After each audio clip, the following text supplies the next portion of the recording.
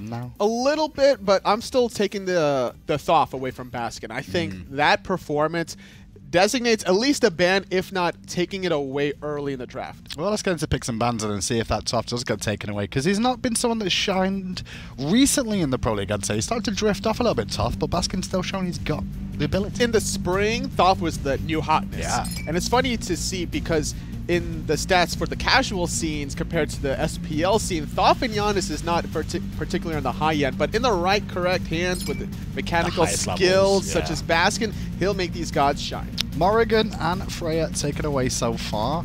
They're the main two alongside Chernobog that we always seem to see banned. And then the last pick can be semi-flexible totally because it's just something you don't want to deal with. We saw Athena last time. Wonder if he'll see it again. Potentially could be a Guardian last pick for Trifecta the same way that they did in the first game when they first picked, or they last picked the Ymir, trying to get that counter matchup for Scary D. Trying to think about more about that mid to late game style. The Naja is going to be the obvious choice, but Chernobog is available. Yeah. I think Trifecta going Chernobog here is not a terrible call in the world for them. Giving that over to Zapman's definitely going to be useful there, because you kind of knew they were going to go for the Chernobog in my eyes. I'm like, PandaCat would probably just want to play Anhur again. Anyway. More than likely. Yeah, he's on his Anhur train again now. But I think that Zapman should be able to just out-rotate whatever god, unless the Apollo gets locked in for whatever reason out of PandaCat. But knowing how aggressive not only he is, but the rest of his teammates, the Anhur makes more sense. Trying to get that enfeeble passive on. Whenever a Naja ring bounces, you shred away the protection. Whenever Anhur basic attacks you, you shred away some protection. So great penetration from eUnited already. Well, double hunter from eUnited there. Back to Trifecta, who already locked in the Fafnir. So gives you an idea that they may be looking for a double hunter of their own. Potentially a song is available too. They were going to strip that away. I think that Ullr was going to be picked for Paul, trying to get that double hunter with the Fafnir. Makes sense as to why eUnited wants to run it this time. Very fair indeed. And it's going to be Hon Batz this time then for Sam for Soccer in the jungle, not the Ratatoska.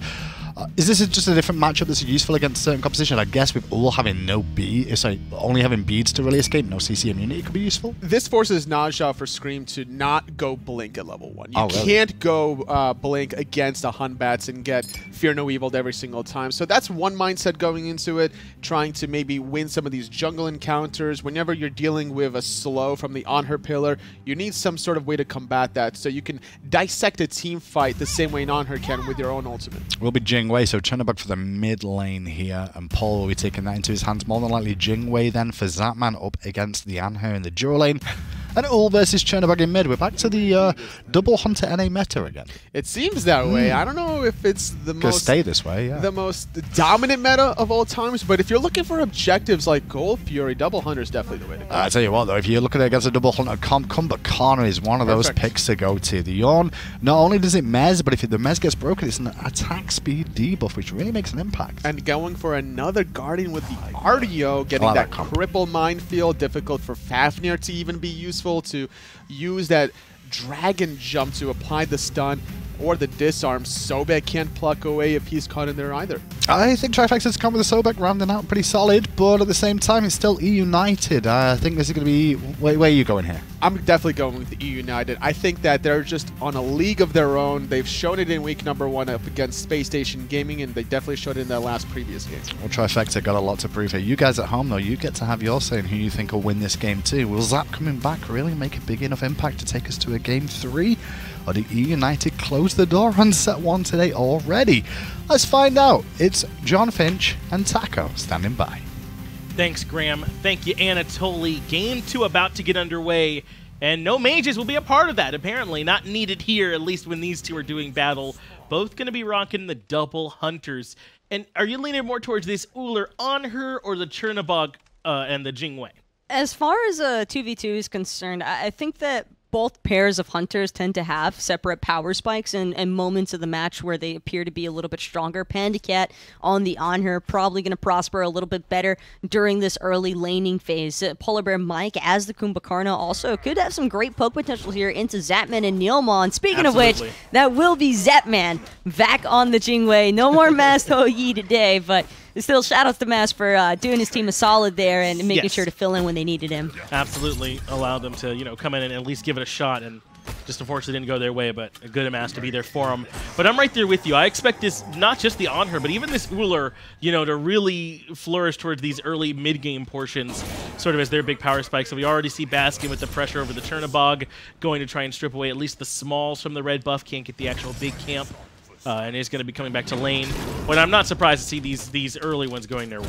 Baskin choosing to play it safe, and I like the respect there to not assume the Trifecta's duo wouldn't rotate. Speaking of which, Paul now going to end up losing those purification beads, but same goes for Scream. Without those beads, however, Baskin going to be able to connect, just needs a hail of arrows to finish it off, but he doesn't have the cooldown yet. The ring bounce I thought was going to be enough just by itself from Scream, but very, very close there in the middle lane. The trade out of those purification beads might end up favoring eUnited, since Paul will remain an easy target. But now that we're back at the dual lane, we can talk about this Sunder that is there for PolarBearMike, fully upgraded and ready to rock. He's just looking to kill Sam or anybody that dares to venture over into this lane, whether it's Zapman, NeiruMah, it does not matter. PolarBearMike ready to collapse. PandaCat now with some great impale damage thanks to that groggy strike out of PBM, and Zapman falling incredibly low here, but Jing does have a very strong passive. He'll be able to back, no problem, come back into the lane without missing too much farm. Sash into the Hail of Arrow, bladed arrow. Going to say hello to Sam Soccer, who's going to have to back and perhaps throw his timer off just a little bit as Scream gets to stay here on the map. I do like the idea of this Sunder, though, right? Because a lot of the times you see with the Athena where you taunt in and you get a free hit on it. But Kumbhakarna has tons of setup as well. The Root or the Mez could be easy setup for it. Even an Impale from PandaCat, then Sunder, then the follow-up could certainly be a ton of damage. Speaking of which, Zapman looking to get a little bit frisky here next to PandaCat, and NeiruMah seems as though he wants to maybe look for a commitment, but Zap, he's gotten pretty poked out, and with the wave having just approached and no Fafnir Hammer Stun from Neil, best for Trifecta's duel and just try and back off here. And Finch, I actually want to draw things back to that original question you posed, if which pair of hunters actually benefits best. And eUnited, as far as early and mid game is concerned, if they're able to actually strangle Trifecta away from any of the jungle farm yet again in game 2, then I feel Jing and Chernobog are never going to be allowed the chance to really get online, because this pairing is certainly stronger from the mid and late game and onwards, but you've got to make it to that stage first. Absolutely right. The eUnited are not going to let you have a free pass to that by any means. They're going to come back, though, and grab their own red buff. At least PolarBearMike and PandaCat are. Looks like Baskin going to let that farm go and not three-man split it. But I like the aggression that we're seeing. It's already the complexion of the game feels different with, with everybody back in their right spots. PolarBearMike was going up aggressive, and he did get that two-man Mez in lane, but Zapman the whole time was putting in tons of return damage. PandaCat couldn't really step up either. It really does just make such a difference to be able to have Zap back here on the team and sort of having that confidence in lane to recognize where he could be putting in damage. I also don't think that we really got a chance to see all of what Sam Soccer has to offer to the squad. They picked him up for a reason. They trust Sam to be able to fulfill his role as a jungler at the pro level. It's just that that's a rough set for any jungler to try and come introduced to, because you already pretty much just assume you've lost control of your dual lane against PBM and PandaCat when you have a substitute in that position, and that could make any jungler's duty incredibly difficult. So I don't think we saw everything from Sam. I think that this is definitely going to be a match that will show a little bit more insight as to how he truly works with this team. That's right, and even then, it's not going to tell us everything, because no one really is beating eUnited, at least in North America. At least right now, it feels that way, right? They just seem that strong. So this is important to show us about where they stack up, and Trifecta certainly have the chance to get that win, but if they don't, I mean, obviously, I don't think you can put that on Sam Soccer, because even the best are struggling against them right now. Also, because of that Sunder pickup from PolarBearMike, I'd actually like to see him pick up an aggressive item or two for the Kumbhakarna. He has such easy setup between the Rocky Strike and that Mez, like you've already mentioned, Finch, that should he Sunder and epic uppercut somebody with a Void Stone, that's their entire health bar. Absolutely, as Fear No Evil's dropped on top of Benji. He's able to dash right out of there, and now Scream is here to join. Charge Prey does pluck Scream, but means now he has no mobility to get away. Paul jumps in with a Living Nightmare. Scream brought to half HP, has to use his ultimate just to disengage, and now Benji hits the two-man stun and has to run away. Benji doesn't have enough follow-up this early on to really do anything. Should Scream have tried to turn that Windfire and Wheels in the other direction. PandaCat, however, he's looking to aggress onto Zapman there. Impale going to be off the mark, but the red buff still under duress there, and Trifecta going to end up losing that one to Baskin and co. And Baskin this time around going to have his first red buff of the game. They spent a little bit too much effort on that gank attempt in right, and eUnited were able to punish them in left. And it was just because Scream and Benji played it so well. Early on, the commit of the Fear No Evil and the Lurking the Waters kind of all together on the Benji, and he just shrugged it off, really. It didn't do much to him. And that kind of made the rest of the gank somewhat toothless. It felt like they just weren't able to lock down Benji or Scream for long enough.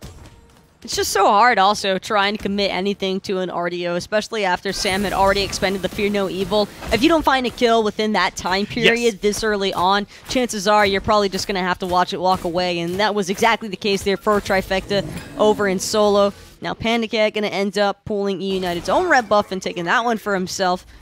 And with eUnited having the buff timer on Trifecta's red buff, that's probably the most devastating part, because I can assure you, Finch, we are going to see more of eUnited inside of Trifecta's jungle. They've been doing it a ton so far, and I see no reason why they'd give up on that now. And again, we said that already. They drafted this early pressure, and they've been playing to it for the most part. They got to keep that going. They've got a red bus on both hunters as they've been able to get those invades going and keep Baskin stacked. So I would not be surprised if they're trying to look to take a few fights, especially while Sam and Paul still don't have beads for the next 50 seconds. Smaller note as well, but Benji with a slight experience lead over Scary D because of the fact that Scary had to split a little bit of XP with more than just one member on his team. And while it might seem minuscule currently, as soon as Benji starts making rotations, if he decides to rotate early, it could be very problematic for Trifecta to try and deal with. Scream is indeed right back onto the buff invade. Paul drops the Living Nightmare to make sure he does not get controlled again. He didn't have any beads for CC immunity, so had to use the ult. Red buff will be spawning momentarily, and Scream is continuing to juke around. They drop the Fear No Evil to control him. He has his own beads to get away. Neil transforms, but Scream and PolarBearMike are able to control him. Scream, not going to be looking for an ultimate just yet, though, onto NeiruMah. Seemed like he was interested when he got that sash initially, but after PBM Epic Uppercut, it looked like a little bit of miscommunication there from eUnited, and I like that they had the discipline to not choose to continue aggressing there. Could have ended up going against them had they stuck around for much longer. And I believe their principal focus was that red buff, which they successfully were able to steal. So even if maybe they couldn't find the kill the way they wanted, they got the initial idea, which was the invade. And now a very low health, ultimately Scary D could be in a bit of trouble. Sickening Strike does get him a bit of healing, and with that sash being off the mark, Scary D's out.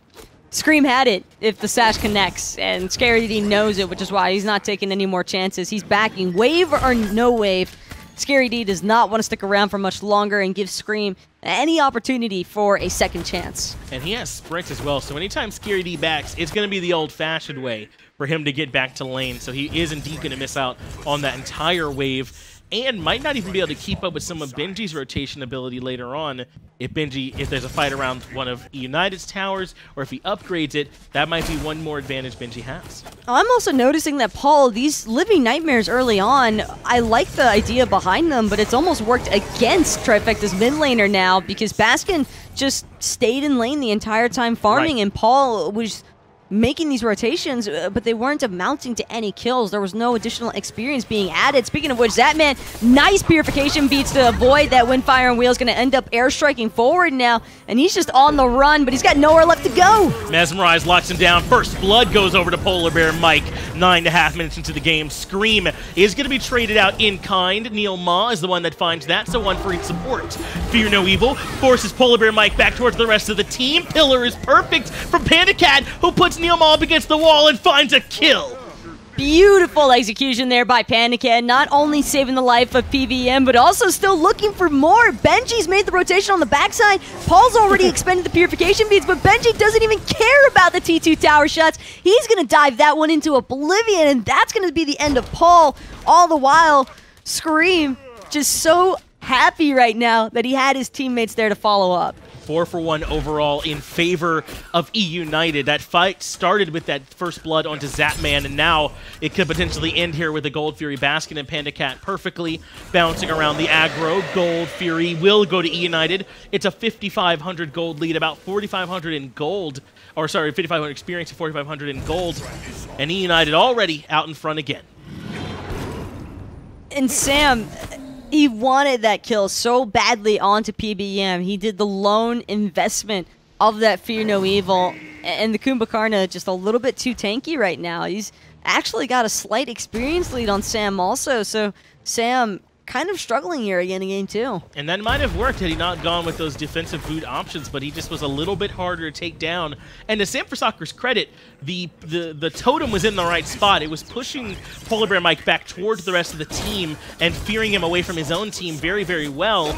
But not only was he just too tanky, but PandaCat hit the pillar and the impale perfect. That was a great job from PandaCat. Just completely caught everybody from Trifecta that was grouped up around Mike off guard. Speaking of which, NeiruMah now looking to make a turnaround kill onto Mike. He's escaped once, but hopefully not again. Crystallized curses into the vicious barrage there from Paul. Gonna be good, but this Kumbhakarna is still alive. But can we say the same for Benji? 4 members collapsing onto the bear, and that is going to be enough. He will end up falling, and Zapman gets the kill credit. So a little bit of an overstep for eUnited by the Tier 2 tower line, with the Tier 1 still standing. So they will give up that kill. There's no chance, though, for Zap to make it back in time to defend his own T1 tower. They might have found a kill on the opposite end of the map, and PandaCat actually losing this in-hand trade pretty heavily there. Kind of forgetting that that's not Baskin that he's got to worry about, or excuse me, Mask anymore. And Zapman will be able to safely avoid that aggression from Scream. That was a nice combination they were looking for, but unfortunately it's the Jing way. So able to reposition after she's been knocked up and is able to safely get right on out of there. But you're right, I think PandaCat's got to make sure he's giving that due respect over to Zapman. Even on the Jing way, he can certainly still swing, as Scary D might be locked down in time for Benji to get here. Scary D gonna end up using that sprint, in fact, just to try and run away. Looking to create some distance, but still can't separate himself enough because of the Talaria boots from Mike. He's able to stay in range with him. Scary D did have to use the sprint, so that's one more relic that's going to be on cooldown, and eUnited can claim as a nice win. I also do want to point out Scream has gone early on into the completion of the mask. I thought he was going to stay on the messengers. He had that tier 2 finished off. But no, not him. He wants to go right into that extra movement speed, 35% coming from the Bumbas, but he also already has the boots as well, so he's going to be zooming around the map. I'm looking mostly towards that 30% cooldown reduction between the Gladiator Shield and the Boomba's mask. This is going to be really important for Scream because he's just going to be able to spam his ultimate now, and spamming ring tosses, sashes. It's just the setup, the raw setup for eUnited, as if they needed anything more out of their team in terms of crowd control. Now they just have this Najah in tow as well. Well, they're considering the Pyromancer here, Taco. Scary D is here for the defense. Scream lands the sash, has him up in the air. Baskin will be their damage follow-up once he lands with the axe. And the root into the Mez, lurking in the water, is just not going to save him. Baskin finds one more kill, and Pyromancer begins again. Mike still has that epic uppercut also, so just in case they need it, for anyone who decides to try and contest this from Trifecta, probably going to get sent up into the air. NeiruMah tosses out the hammer just for an attempt, but it's not going to end up working out. PandaCat all the while could be in a lot of trouble here. Zapman will manage to take him down with the persistent gust, but almost ended up losing Sam in the process. Yeah, PandaCat almost able to find a kill in that 1v2, but fortunately Zapman able to get that, as you said, persistent gust and turn that kill around. So PandaCat will have to watch the game in black and white for a little while, as Zapman is going to go grab that tier 1 tower. But he's got to be careful. Baskin is rotating on the back end, and it looks like Zapman recognizes it. Zap doesn't want to waste any more time sticking around, but Mike's still looking to close the gap. Could be Zapman's airstrike, and in fact it will be. Doesn't want to risk getting knocked up in that uppercut, so better to just run away. Seems good, doesn't it? Airstrike? Oh, it's a very fun ability. It's nice as the Jing Wei because you're almost always out of there. Almost, really, it really does feel like it, as that man able to cover a ton of distance very quickly and get away from the aggressing PolarBearMike. Now, Gold Fury will be respawning here in about 25 seconds, and that tier 1 tower actually never did go down.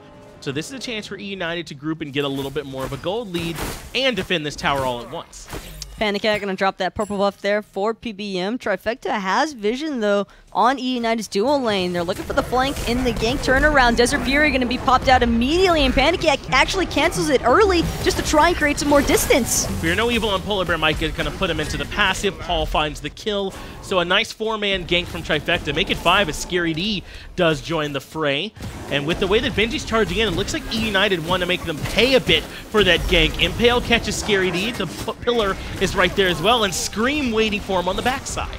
That's going to be PandaCat jumping forward now. They're still trying to find Scary D through all of this. Screammm and Benji going to be able to control the Croc long enough, but another pluck into safety. Nice Sash connects, however, and this could very well be the end of Scary D. In fact, it will be the end of Scary D, and that's not all, because NeiruMah going to be killed by association there, thanks to Baskin. Screammm barely survives, but does gets the beads out from Zapman. Aegis now have to come out as well. Knock up, and Benji finds just one more kill. Sanford and Paul, the only one still standing. That was initially a 4v5, but Trifecta used so much killing PolarBearMike that they were able to find a kill. But Screammm will definitely die here.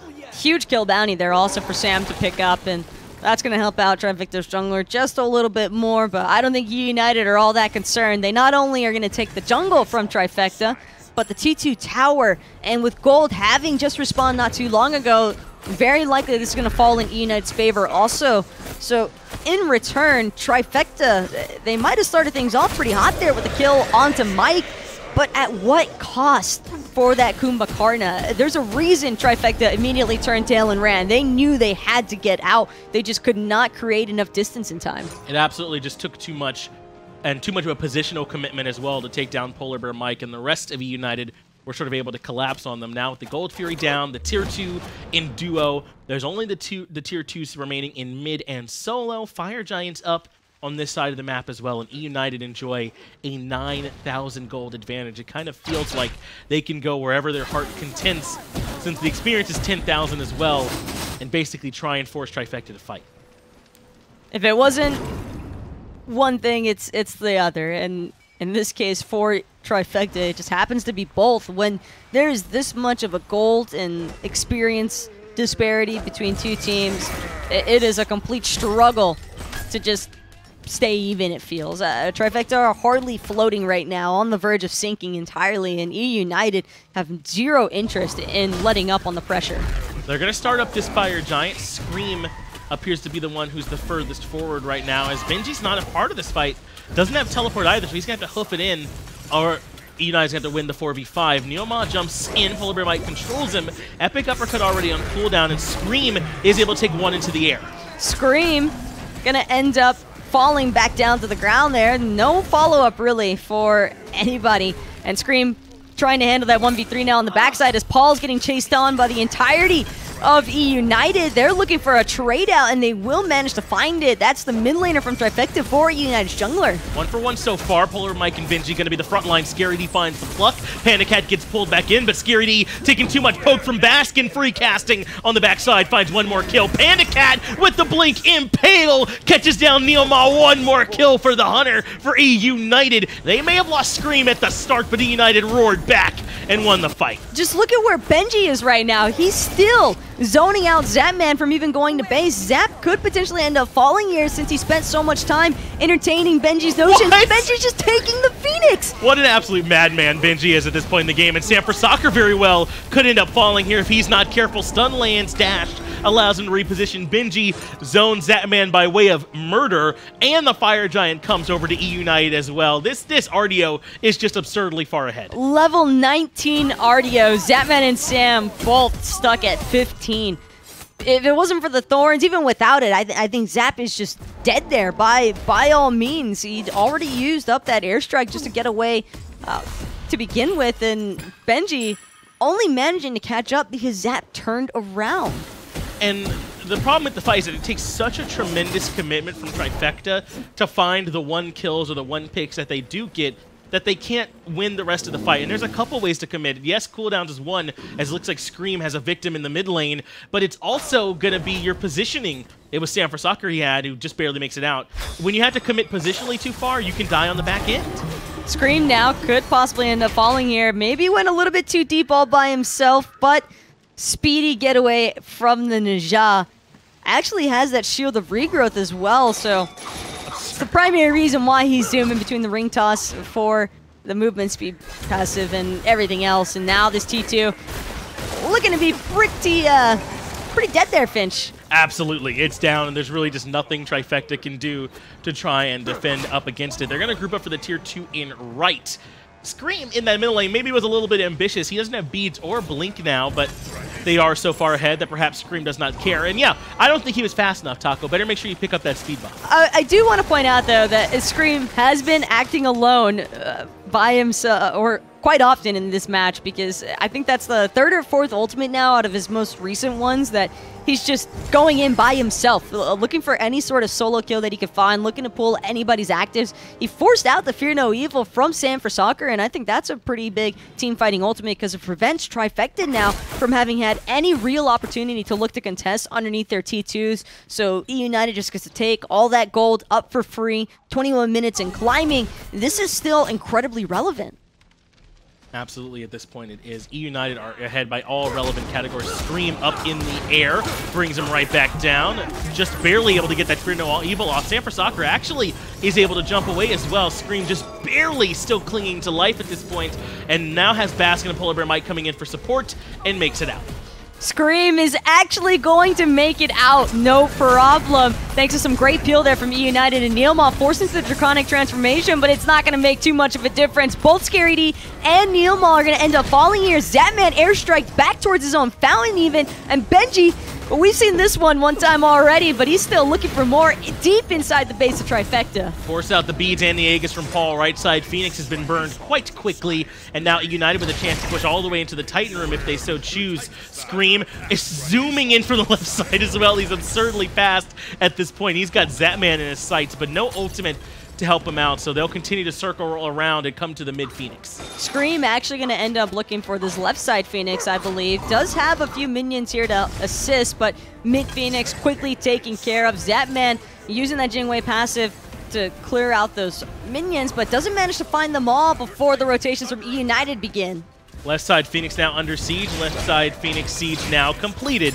That's all three Phoenixes down. Trifecta down about 20,000 gold. Don't even have Phoenixes to fall back to as eUnited continue their dominance. They are going to run away from this Chernobog ultimate on the other hand. eUnited have a lot of gold to spend and want to leave, but Sam for Soccer won't let them. PandaCat gonna end up getting alley-oop there out of Scary D. Nice pluck and collapse from Trifecta to find one, but Scream immediately with the turnaround onto Sam for Soccer. That's gonna be the 1-for-1 exchange so far, and up into the air goes Scary D. Down into his death goes Scary D as Zeke ends up falling right next to Sam. Scream gets a double kill. Baskin wants to keep that train rolling. Benji finds Paul, and NeiruMah has absolutely zero options. Full DSI. Baskin unstoppable, as if you needed to see it written out to know this should be the game here for eUnited and the set. Trifecta maybe couldn't put their best foot forward because they had some troubles there in game one, but in game two, eUnited just looked unbeatable. And Trifecta, it was a smart notion, I feel, from the team to choose to try and pursue there. That was probably the best engagement that they were going to have an opportunity for because of how much eUnited had expended just toying around in the Phoenix range inside of the base. They were rather low on health and mana. Right. That was the time for Trifecta to try and look for a turnaround. It's just too many fire minions and waves of creeps to try and deal with. Their Titans just falling incredibly low all the while because they weren't able to finish out those kills in a very quick manner since they were so far behind. Well, who was your MVP there from game two? Y'all voted for Benji in that game one. He certainly made some excellent plays on that Artio, but I don't know, PandaCat had some hot blink plays as well. There's definitely a lot of people that you can pick from. But to that last play you were breaking down, it required too much positional commitment again, and they got burned for a Taco, but unfortunately, that does mean that Trifecta are going to go down to eUnited 2-0, look quite dominant. We'll go ahead and let the breakdown happen, though, back over on the desk. Well, you guys did enough of that yourselves. I think it really was a dominant performance from eUnited there, Tolly. I agree. I think that eUnited is showing us why they are the world-class elite team that we know, from winning the Season 4 Worlds to making it in the land for both spring, summer. They just need to find a way to beat the European teams. I was going to say, from North America's point of view, is eUnited the team to beat in North America right now? Absolutely. It's them and Space Station Gaming consistently. And I think that Trifecta's draft was pretty decent for the most part. It was. I just think that the weakness of a Hun Batz pre-level 5 was exploited by the Naja and Ullr combination. Not just that, though. I think it's also having a new member to the roster also going to make changes too. So it's going to be a learning experience for Trifecta. They've got not a big window, honestly, with it being full split, but hopefully they can turn it around during the qualifiers for the DreamHack tournament if they can get that deep. And eUnited just very good at theory crafting, thinking about outside the box. Kumbhakarna locked in for PBM. That was the staple pick to shut down this double hunter draft from Trifecta. Even yet again, picking up the horrific emblem, and then level 12 going for the Sunder. You know you're having a good time when your support gets a Sunder as the second relic. Well, Benji will get the MVP vote for that game on the Artio. He seems to have a very good time of things once again. Is it time to start saying he's the best solo laner in the world? Can we finally start saying that now? Because he seems to perform a little bit better consistently than a lot of others. I agree. I think that Benji is very dominant. He's always looking for those plays and knows when he's actually in a little bit of danger to get out. Being able to kill Zapman here as well, force him under his own Phoenix. Can't get away from the big old bear. And thorns. But I think that where things went really south for Trifecta was around the 15.5-minute mark, where it was PBM getting heavily focused in the duo lane. The Kumbhakarna goes up in the sky, goes back down, they kill him, but it was a full retreat out of Trifecta, and even in a 5-on-4, they lose the remainder of that team fight, lose 3 additional members. Well, the problems with Trifecta just keep getting worse. They're still bottom of the SPL now with 3 losses to their name. They're just getting into that well situation where they're going to have to climb out eventually. However, eUnited fans will be very happy to know that, you know, finding another win under the belt, one that they expect to see, and the performances from eUnited staying the same. And they beat Space Station Gaming in the first week. That's their hardest competition to do, so the rest of it could be a little bit easier. They did drop a game against Luminosity last week, a little surprising in that manner, but stepping it up now, even against Trifecta. It seemed that had their number during the spring, Trifecta winning both of their sets there, but during the summer, it was eUnited winning both of those sets, and I think now at the fall, eUnited definitely keeping that momentum going. And that's the funny thing. It's not done today, though. That's only 1 set down. 2 more to bring it. Space Station up next. Can they continue winning ways and climb up to catch eUnited? Let's find out as they take on LG. That'll be on after this break.